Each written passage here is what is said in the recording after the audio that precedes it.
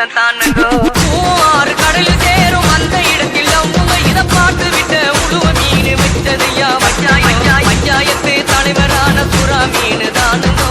பஞ்சாயத்து தலைவரான சுறா மீன் தானுங்கோ. அவர் சொன்னபடி இருவருக்கும் நிச்சயதார்த்த தானுங்கோ. கல்யாணம் நடந்து வருது பாருங்கோ. வாழ மீனுக்க விலங்கு மீனுக்க கல்யாணம். துணி கூட்டம் எல்லாம் ஊர்வலம். நடுக்கடலில் நடக்குதையா திருமணம். அசரப்பொடி ஆளுக்கெல்லாம் கும்மாளம்.